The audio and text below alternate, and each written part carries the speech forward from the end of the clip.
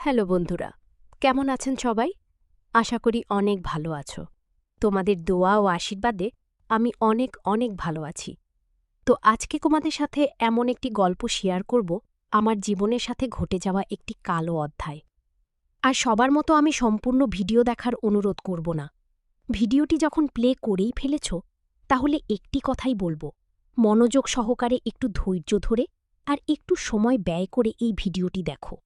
তাহলে এতটাই মজা পাবে যেটা তোমরা ধারণাও করতে পারোনি। বন্ধুরা, আমার নাম আশা। আমার বয়স বর্তমান ২৬ বছর। সংসারে আমি, আমার বড় ভাই এবং আমার মা, এই তিনজনের সংসার। বাবা অনেক আগেও পাড়ি জমিয়েছে। আমার বড় ভাইটা ছিল একজন কৃষক। সে মোটামুটি চোখে দেখার মতো পড়াশোনা করেছিল। বাবা মারা যাওয়ার পরে তার পড়াশোনা করা হয়নি। বাবার রেখে যাওয়া কিছু জমি জমা ছিল, সেগুলো চাষবাস করে খেত। আমি তখন পড়াশোনা করতাম। আমার ভাই আমাকে প্রচণ্ড ভালোবাসত। একদিন সকাল ১০টার সময় আমার মা আমাকে বলল, তোর ভাইয়া মাঠে গেছে রসুন লাগাতে, সকালে খাওয়া দাওয়া করে যায়নি। হাতে করে কয়েকটা খাবার নিয়ে যদি দিয়ে আসতিস, তাহলে কষ্ট করে ওকে বাড়িতে আসতে হতো না। মাঠে ওর অনেক কাজ। আমি মায়ের কথা মতো ভাইয়ার খাবার নিয়ে মাঠে চলে গেলাম। তারপর গিয়ে দেখি আমার ভাইয়া মাঠের মধ্যে একা একা রসুন বুনছে। চারদিকে নিরিবিলি, বাড়িঘরগুলো অনেক দূরত্ব। আমাদের রসুনের জমির চারপাশে পাটক্ষেত। আমি ভাইয়াকে ডাক দিলাম, ভাইয়া। মাঠ থেকে উঠে আসলো। তারপর আমরা দুই ভাইবোন মিলে আমাদের জমির আইলে একটি বাবলা গাছ ছিল, সেই গাছের ছায়ার নিচে বসলাম। গামছা দিয়ে বাঁধা ভাতের গামলাটা আমি খুলেছিলাম এবং লক্ষ্য করলাম ভাই আজকে আমার দিকে কেমন করে যেন তাকাচ্ছে। আমি তেমন কিছু মনে করলাম না, নিজের আপন ভাই তো। ভাতের গামলা থেকে প্লেটে ভাত তুলে আমি ভাইয়াকে দিলাম। ভাইয়া ভাত খেতে লাগল। তারপর সে ভাত খেতে খেতে আমাকে জিজ্ঞেস করল, আচ্ছা আশা, তুই কি কখনো কারো সাথে প্রেম করেছিস? আমার ভাইয়ের এই কথা শুনে একদম হতভম্ব হয়ে পড়লাম। আমার আপন বড় ভাই আমাকে এমন প্রশ্ন করতে পারল। আমি তার প্রতি উত্তরে কি বলবো বুঝে উঠতে পারছিলাম না। আমি ইশারা ইঙ্গিতে ঘাড় নাড়িয়ে বোঝালাম, আমি কারো সাথে কোনো সম্পর্ক করিনি। আমার এরকম আমতা আমতা ভাব দেখে ভাইয়া আমাকে বলল, না করলেও কোনো সমস্যা ছিল না। পড়াশোনা অবস্থায় রিলেশনে কি করে নিজের মনের অজান্তে অনেক সময় অনেক কিছু হয়ে যায়। ভাইয়ের এরকম কথা শুনে আমি আস্তে আস্তে যেন মাটিতে লিয়ে যাচ্ছি। কোনোদিন তো সে আমাকে এমন কথা বলে না, আজকে তাহলে কেন এই কথাগুলো বলছে? তারপর আমাকে আবার জিজ্ঞেস করল, তুই আমাকে সত্যিটা বলতে পারিস? আমি তোর বড় ভাই হিসেবে না, তোর বন্ধু হিসেবে কথাগুলো তোকে জিজ্ঞেস করছি। ভাইয়ের কথা শুনে তার উপর কেমন যেন আমার আলাদা একটা আস্থা জন্মাল। আমি তখন ভাইয়াকে বললাম, একটা সম্পর্ক কলেজের একটি ছেলের সাথে আমার হয়েছিল। তারপর তার সাথে কোনো বনিবরা না মেলাতে সেখানেই সম্পর্ক সমাপ্ত করে দিয়েছি। তারপর ভাইয়া আমাকে আবার বলল, আচ্ছা আশা, যখন তোর সাথে সেই ছেলেটার সম্পর্ক ছিল, তখন কি তোর কাছে সে কোনো কিছু আবদার করত? আমি ভাইয়ের এমন কথা কখনোই আশা করিনি সে আমাকে এরকম প্রশ্ন করবে। এটা শোনার জন্য আমি একদম প্রস্তুত ছিলাম না। আপন বড় ভাই হয়ে সে আমাকে আমার ব্যক্তিগত প্রশ্ন এভাবে করবে আমি কখনো কল্পনাও করতে পারিনি। তারপরও আমি একজন গ্রামের মেয়ে। গ্রামের মধ্যে ভাই বোন বাবা মা এমন ফ্রিভাবে কথা বলতে পারে না। এগুলো শহরে হয়তো বা হলেও হতে পারে। তারপর আমার চুপ থাকা ভাইয়া আবার আমাকে প্রশ্ন করল, তুই কি আমার কথাতে লজ্জা পাচ্ছিস? আমি তখন ভাইয়াকে বললাম, না ভাইয়া, আসলে বিষয়টা তেমন না। তবে আমি তোমার কাছে মিথ্যে বলবো না, ছেলেটা একটু অন্য মাইন্ড ছিল। তখন ভাইয়া আমাকে বলল, অন্য মাইন্ড মানে? আমি ভাইয়ের মুখের দিকে তাকিয়ে দেখলাম আমার ব্যক্তিগত বিষয়গুলো জানার সে খুব ইন্টারেস্ট ছিল। করছে বারে বারে আমাকে বলছে, আরে পাগলি বল না, আমি তো তোকে বললাম তুই আমাকে এই মুহূর্তে ভাই হিসেবে না, বন্ধু হিসেবে দেখবি। তারপর আমি ভাইকে বললাম, হ্যাঁ ভাইয়া, আমি সত্যি বলছি। ছেলেটা কেমন যেন আমার অন্যান্য কিছুর পরে আগ্রহ দেখাত। আমাকে বারবার বিভিন্ন জায়গায় নিয়ে যাওয়ার জন্য খুব চাপাচাপি করত। আমি বুঝতে পারতাম সে যে জায়গাতে আমাকে নিয়ে যেতে চাচ্ছি সেখানে নিয়ে গিয়ে আমার সাথে কোন আচরণ করবে। এক পর্যায়ে তার মূল উদ্দেশ্য বুঝে ফেললাম। এবার আমার ভাইয়া আমাকে বলল, তার মূল উদ্দেশ্য কী ছিল? তুই কিভাবে বুঝতে পারলি? আমি তখন ভাইয়াকে বললাম, ভাইয়া, এই কথাগুলো আমি তোমাকে ভাই হিসেবে বলো আর বন্ধু হিসেবে বলো, কোনোভাবে বলতে পারবো না। কারণ এখানে এমন কিছু কথা রয়েছে যে কথাগুলো আমার নিজের মুখে কারো কাছে বলতে ঠোঁট দিয়ে বের হবে না। ভাইয়া তখন আমাকে বলল, আরে পাগলি, আমি কখনো কারো সাথে প্রেম করতে পারিনি। তোর সম্পর্কে কথাগুলো শুনে আমি সেই ফিলটা অনুভব করতে যাচ্ছি। তারপর আমি আমার ভাইয়াকে বললাম, ভাইয়া, এই কথাগুলো শুনলে তুমি আমাকে অনেক কিছু ভাবতে পারো, হয়তোবা আমার উপরে তোমার ঘৃণা হতে পারে। ভাইয়া তখন আমাকে বলল, ধুর পাগলি, প্রেম করতে গেলে অনেক কিছুই ঘটতে পারে। আমিও আমার অনেক বন্ধুর মুখেই শুনেছি, কিন্তু একটা মেয়ের মুখে তার প্রেমের গল্পটা শোনার খুব শখ ছিল আমার। অন্য কোনো মেয়েকে জিজ্ঞেস করলে তো আমাকে বলবে না, তাই তোকে এত করে বলছি। তারপর আমি আমার ভাইয়াকে বললাম, আমি যার সাথে প্রেম করতাম তার নাম ছিল মারুফ। ছেলেটা একটু ধনী ফ্যামিলির ছিল, অনেক স্টাইলিশ করে কলেজে আসত, অনেক মেয়ের পিছনে ঘুরঘুর করত, কিন্তু কাউকে পাত্তা দিত না। পরে বুঝতে পারলাম এই পাত্তা না দেয়া মূল কারণ হল সে আমার কাছে ভালো সাজতে চেয়েছিল। আমি ভাইয়ের সাথে কথা বলছি, অথচ ভাইয়া আমার দিকে মাঝে মধ্যে তাকাচ্ছে। তাকানোর মাঝে আমি এক অনুভূতির ছোঁয়া পাচ্ছি। মাঝে মধ্যে ভাই আমার সাথে কথা বলছে আর আমার কাঁধের উপরে কথার ছলে টাচ করছে। এরকম বেশ কয়েকবার করল। আমি লজ্জা শরমে তাকে কিছু বললাম না। তারপর সে আমার কথা শুনছে আর মাঝে মধ্যে আমার শরীরের এমন একটি জায়গায় অপলকভাবে তাকাচ্ছে। আমার মনে হচ্ছিল যেন কোনোদিন এমন কিছু সে দেখেনি। বন্ধুরা, নিশ্চয়ই তোমরা বুঝতে পেরেছ আমার ভাইয়ের দৃষ্টিটা কোথায় ছিল। এবার ভাই আমাকে বলল, তারপর কি হল রে আশা?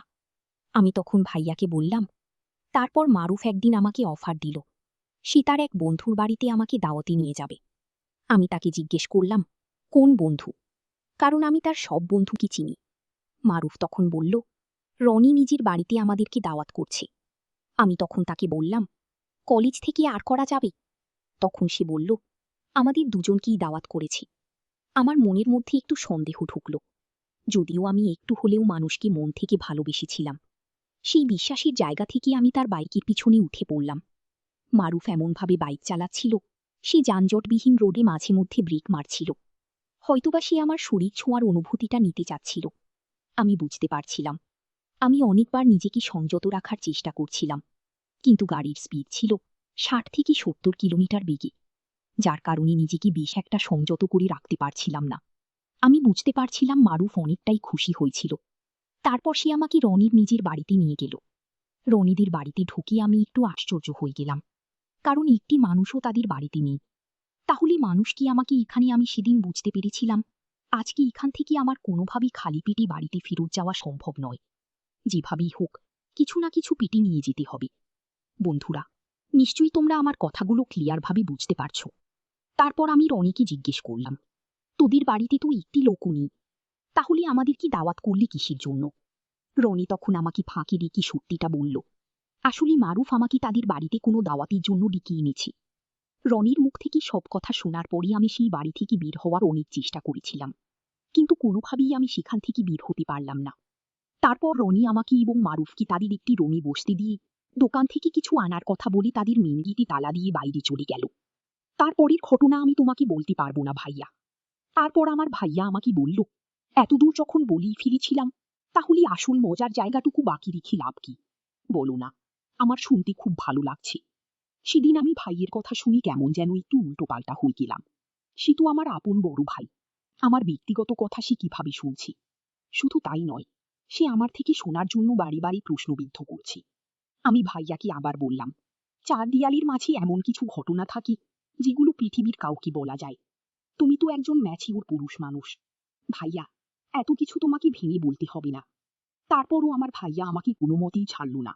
সে আমার থেকে কথাগুলো শুনেই তার একই কথা, তোর গল্পটা আমাকে এতটাই আনন্দিত করছে যে আজ পর্যন্ত কারো কথাতেই আমি এত আনন্দ পাইনি। প্লিজ আশা, বাকিটা বল না, আমি শুনতে চাই। এবার ভাইয়া যখন আমার কথাগুলো শোনার জন্য খুবই উত্তেজিত হয়ে গেল, তখন আমি একটি বিষয় লক্ষ্য করলাম। ভাইয়া তার বাম হাতটি একটা জায়গায় রেখে কোনো একটা কিছু নড়াচড়া করছে। ভাই তো আমার গল্পের মধ্যে একদম ঢুকিয়ে দিয়েছে। সে কোনোভাবেই তার মাথার মস্তিষ্ক থেকে আমার এই গল্পটি বের করতে পারছে না। কিন্তু ভাইয়ের এই মুহূর্তে কিছু কার্যকলাপ দেখি আমার কেমন যেন ভাইয়াকে নিয়ে একটু ডাউট হচ্ছিল। আমি তখন ভাবছিলাম, তাহলে কি ভাইয়া আমার গল্প শোনার উদ্দেশ্য অন্য কিছু ছিল? এবার কখন যেন ভাইয়া আমার কাঁধের ওপরই হাত রেখেছিল আমি বুঝতে পারিনি। তার হাতের মাঝের আঙ্গুলটি মাঝে মধ্যে আবার কাঁধের নিচে কোথাও একটি জায়গায় হালকা টাচ করে যাচ্ছিল। হয়তোবা সে আমাকে বোঝাতে চাচ্ছিল কিছু একটা সে আমাকে বলতে চাই, অথবা তার এই টাচের প্রতি উত্তরে আমি কিছু বলি কিনা। কিন্তু সেটি আমার ভাই, আমি তাকে কি বলতে পারি? এক পর্যায়ে ভাইয়ের কাছে গল্পগুলো বলতে বলতে আমিও নিজে একটু এলোমেলো হয়ে যাই। ভাইয়া কোনো মতে আমাকে যখন ছাড়ল না, তখন তার একটি কথাই ছিল, চার দেওয়ালের মাঝে ঘটে যাওয়া আমার মারুফের ঘটনাটা তাকে বলতে হবে। আমি বাধ্য হয়ে সেদিনের গল্পগুলো তার কাছে বলছিলাম, কিন্তু আমি কখনো ভাবতেও পারিনি এই গল্প বলতে এমন একটি ঘটনা আমার ভাইয়ের সাথে ঘটে যেতে পারে। এবার আমি লক্ষ্য করলাম আমার ভাইয়ের মুখের এক্সপ্রেশন কেমন যেন এক ধরনের বন্যপ্রাণী হায়নার মতো হয়ে গেল। আমি বুঝতে পারলাম এই মুহূর্তে আমার ভাইয়ের ক্ষুধা এখন যেভাবেই হোক এই পেটের ক্ষুধা তাকে মেটাতেই হবে। তারপর ভাইয়া আমাকে বলল, আশা, তুই আমার সাথে একটু আমাদের এই যে জমির পাশে যে পাট ক্ষেত দেখতে পাচ্ছিস, এর ভেতর একটু যেতে পারবি? আমি তখন একদম থমকে গেলাম। আমার ভাইয়া এই সব আমাকে কি বলছে? সে কেন আমাকে পাট খেতে ডাক? সেদিন মারুফও নিজের বাড়িতে আমাকে যতটুকু খাওয়াইছিল, লজ্জা শরমে অথবা পরের বাড়ি ভেবে সেদিন আমি নিজ থেকেই নিজের ইচ্ছামতো পেট ভরে খেতে পারছিলাম না। আজকে হয়তো আমার নিজের ভাইয়ের কাছ থেকে বাকি খাওয়াটুকু পেট ভরে খেতে পারব। তারপর আমার ভাইয়া আমাকে থমকে দাঁড়িয়ে থাকতে দেখে বারবার বলছিল, দেখ আশা, আজকে হয়তো আমি নিজের হাতে তাকে মুখে তুলে খাওয়াতে চাচ্ছি। এমন একটি সময় হয়তো আসবে আমার এ কথা তো বারবার মনে পড়বে। ভাইয়ের এমন আবেগ মাখানো কথা আমাকে যেন নরম কাদামাটিতে পরিণত করে দিল। নিজের বুদ্ধি বিবেকের কাছে অনেক বাধাগ্রস্ত হওয়ার পরেও আমি বারে বারে আমার ভাইয়াকে বন্ধু ভাবার চেষ্টা করছিলাম। এবার ভাইয়া আমাকে বলল, আশা, একটু আমার দিকে তাকা, আমার হাতের দিকে ফলো কর। ভাইয়ের হাতের দিকে তাকাতেই আমার চোখের পলক যেন থমকে দাঁড়িয়ে পড়ল। আমি দেখলাম আমার ভাইয়া তার হাতের মধ্যে একটু লোভনীয় খাবার হাতে ধরে দাঁড়িয়ে আছে। সে আমাকেই খাবারের লোভ দেখিয়ে সেখানে নিয়ে যেতে চাচ্ছে। এবার এই দৃশ্যটি দেখার পরে আমি কোনোমতেই সেই খাবার থেকে নিজের মনকে ফেরাতে পারলাম না। আমার ভিতরে অনেক বড় ধরনের লোভ জন্ম নিল। আমি ভাইকে বললাম, তুমি এত সুন্দর জিনিস হাতে ধরে রেখেছ, আগের থেকে দেখালেই তো পারতে। তখন আমার ভাইয়া বলল, এটা খাওয়ানোর জন্যই তো তোকে আমি ডাকছি। বন্ধুরা, তোমরা নিশ্চয়ই বুঝতে পেরেছ সেই সুস্বাদের কোন খাবারটা আমার ভাইয়ের হাতে ধরেছিল। তারপর আমি আমার ভাইয়াকে বললাম, চলো ভাইয়া, এই ফাঁকা জায়গা থেকে আমরা একটু আড়াল হয়ে যাই, কারণ এখানে তুমি যদি এই খাবারটা আমাকে খাওয়াও, গ্রামের কেউ এসে দেখে ফেললে হয়তোবা ভাগ যাইতে পারে। আমার ভাইয়া তখন বলল, এই জন্যই তো তোকে আমাদের পাটক্ষেতের মধ্যে ডাকছি। ভিতরে গিয়ে দুই ভাই বোন মিলে সুন্দর করে খেতে পারিস, তোকে খাওয়াবো। ভাইয়ের এই কথা শোনার পরে তার হাত ধরে আমি নিজে পাটক্ষেতের মধ্যে ঢুকে পড়লাম, কিন্তু কোনোভাবেই ভেতরে যেতে পারছিলাম না। পাটগাছগুলো এত ঘন আর এত লম্বা, আমাদের মাথার উপর থেকেও প্রায় 2 হাত উপরে ছিল। অনেক কষ্টে পাটক্ষেতের মাঝখানে আমরা গেলাম। বিশ্বাস করো বন্ধুরা, পাটক্ষেতের ভেতরের পরিবেশ ছিল হালকা একটু বিদঘুটে অন্ধকার। চারদিকে শিয়াল ও অন্যান্য প্রাণীর সমাগম। বড় সমস্যা হয়ে দাঁড়ালো, আমরা 2 ভাই বোন বসব তেমন কোনো পরিবেশ ভিতরে পাচ্ছিলাম না। তারপর আমার ভাইয়ের 4 থেকে প্রায় 56 হাত জায়গার পাটগাছ ভেঙে মাটিতে শুয়েছিল। এবার অনেকখানি জায়গা হলো, একটু রিল্যাক্সের সাথে 2 ভাই বোন বসলাম। তারপরে প্রস্তুতি নিচ্ছিলাম কে কাকে আগে খাবে। তারপর আমার ভাইয়ের হাতের মধ্যকার যে জিনিসটি ধরেছিল, সেই জিনিসটা আমাকে সম্পূর্ণ বের করে দেখালো। এবার আমি দেখতে পেলাম এটা এক ধরনের আলোর মতো, যে আলোকে আমরা গ্রামের মানুষ মূল বলে থাকি। ভাইয়ের হাতে জিনিসটি দেখতে ঠিক সেই লম্বা মৌলুর মতো। তারপর ভাইয়া সেই আলুটি নিজে হাতে ধরে আমার মুখের মধ্যে দিয়ে আমি অনেকক্ষণ ধরে খেতে থাকলাম। মোটামুটি অনেক বড় আলু ছিল, খেতে অনেক সময় লাগে। এত তৃপ্তি করে খেলাম তোমাদেরকে বোঝাতে পারবো না। নিজের ভাইয়ের হাতের আলু খেতে মজাই আলাদা। ভাই সেদিন আমাকে খাওয়াচ্ছি বলেছিল, এবার তো বুঝতে পারছিস আমি কেন তোকে এখানে ডাকছি। আমার একমাত্র ছোট বোন, একটু যত্ন করে তোকে না খাওয়ালে আমি ভাই হিসেবে দায়িত্বটা কি থাকে বলে। ভাইয়ের দায়িত্ব সহকারী। সেদিনের মতো আলু খেতে আমার এতটাই মজা লাগছিল যে চোখ বন্ধ করে আমি খেয়েই যাচ্ছিলাম। আমার ভাইয়া এত যত্ন করে আমাকে খাওয়াবে আমি কখনো কল্পনাও করতে পারিনি। আমি এতটাই খুশি হয়েছিলাম তোমাদের কি বলে বোঝাতে পারবো না। আমাদের ভিতরে যাওয়ার প্রায় আধ ঘন্টা পরে হঠাৎ হঠাৎ পাট ক্ষেতের কেমন যেন মচমচে করে শব্দ শুনতে পেলাম। আমি ভাইকে বললাম, আজকে আর খাবো না, পেট ভরে গেছে, তুমি বাকিটুকু রেখে দাও, একদিন বাড়িতে খুব যত্ন করে খাবো, অথবা কখনো সময় পেলে এই জায়গাতে এসেই তুমি আমাকে নিজের হাতে খাইয়ে দিও। বন্ধুরা, তোমরা যারা গ্রামে বসবাস করো তারা হয়তো একটি কথাই ভালো করে জানো, বাড়ির ভাতের চাইতে মাঠে কামলাদের সাথে ভাত খাওয়াটা অনেক সুস্বাদু লাগে। আমার বেলাতেও ঠিক তাই হয়েছিল। আমার ভাইয়া ইচ্ছা করলে আমাকে বাড়িতে খাওয়াতে পারত, বা আমিও বাড়িতে খেতে পারতাম, কিন্তু আমি চিন্তা ভাবনা করে দেখলাম আজকে একটু ভিন্নভাবে ভিন্ন স্বাদে চেয়ে দেখি। তাই হয়তো আমাদের এরকম পাট ক্ষেতের আড়ালে আশ্রয় নেওয়া। তারপরে আমার ভাইয়া আমাকে বলল, ঠিক আছে চল, আমরা এখান থেকে বের হয়ে যাই, কেউ দেখে ফিরলে আবার অনেক কিছু ভাবতে পারে। আমি এতক্ষণে বুঝতে পারলাম আমার ভাইয়া আমাকে এই স্বাদের মৌ আলু নিজের হাতে খাইয়ে পেরে অনেক খুশি হয়েছে। এমনকি তার মাথাটাও অনেক গরম ছিল। আমাকে খাওয়াতে না খাওয়ার পরে তার মাথাটা অনেকটা ঠান্ডা হয়েছে। তার মুখের মৃদু হাসি আমাকে বুঝিয়ে দিচ্ছিল আমার ভাইয়া অনেক খুশি, অনেক আনন্দিত। তারপর আমরা পাটক্ষেত থেকে বের হয়ে আমাদের সেই বাংলা গাছের নিচে এসে বসলাম। তারপর ভাইয়া আমাকে বলল, তুই এখন বাড়ি চলে যা, আমি পরে আসবো।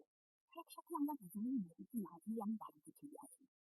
আমার মা আমাকে জিজ্ঞাসা করলো, এত দিদি কবে করলি? আমি মাকে বললাম, ভাইয়া একা একা রসুন বুনছিল, তার খুব কষ্ট হচ্ছিল। ভাইয়ের কাজে আমি সাহায্য করলাম। তারপরে ভাইয়া ভাত খেতে বসে খাওয়া দাওয়া করতে একটু সময় লেগে গেল, আর শুধু বলল, যেখানে যাস একটু তাড়াতাড়ি বাড়িতে আসার চেষ্টা করিস। বিয়ের উপযুক্ত মেয়ে, আমার খুব টেনশন হয়। আমি মাকে বললাম, আমার ভাইয়ের মতো এত বড় ভাই থাকতে আমাকে নিয়ে তোমার টেনশন করতে হবে না মা। তখন বলল, তা তুই ঠিকই বলেছিস, তোর ভাইয়া তোকে অনেক ভালোবাসে, কোনো সময় কোনো জিনিস তোকে রেখে খায় না। আমি মাকে বললাম, হ্যাঁ মা, তুমি ঠিকই বলেছ। আজকে মাঠে যেন ভাই একটি লম্বা মৌ আলু সিদ্ধ করে দিয়েছে। ভাইয়া সেটা আমাকে লোকচক্ষুর আড়ালে খুব যত্ন করে অনেক সময় ধরে খাইয়েছে। আমার মা তখন আমার ভাইয়াকে নিয়ে অনেক গর্ববোধ করছিল। পরের দিন সকালবেলা ভাইয়া মাঠে যাওয়ার সময় আমাকে বলল, আশা, আজকে কি মৌ আলু খেতে মাঠে আসবি? আমি ভাইকে বললাম, না ভাইয়া, আজকে আর যাব না, প্রতিদিন খেলে স্বাদ খাব না। আমার এই কথা শুনে আমার ভাইয়া মুচকি মুচকি হাসতে হাসতে বাড়ি থেকে বের হয়ে চলে গেল। বন্ধুরা, তারপর থেকে বেশ কিছুদিন আমরা পাটক্ষেতের মধ্যে খাওয়া দাওয়া করেছি। মনে হয়েছিল এখানেই আমাদের ভাই বোনের সংসার। আজকের গল্পটা তোমাদের কাছে কেমন লাগলো অবশ্যই কমেন্ট বক্সে কমেন্ট করে জানাবে। যদিও ভিডিওটি একটু ভালো লেগে থাকে তাহলে ভিডিওটি লাইক এবং শেয়ার করে তোমাদের বন্ধুদের দেখার সুযোগ করে দেবে। আর তুমি যদি আমার চ্যানেলে নতুন হয়ে থাকো তাহলে এরকম নতুন নতুন ভিডিও পেতে আমাদের নতুন চ্যানেলটি সাবস্ক্রাইব করে আমাদের সাথেই থাকবে। সবাই সবার পরিবারের দিকে খেয়াল রাখবে। আল্লাহ হাফিজ।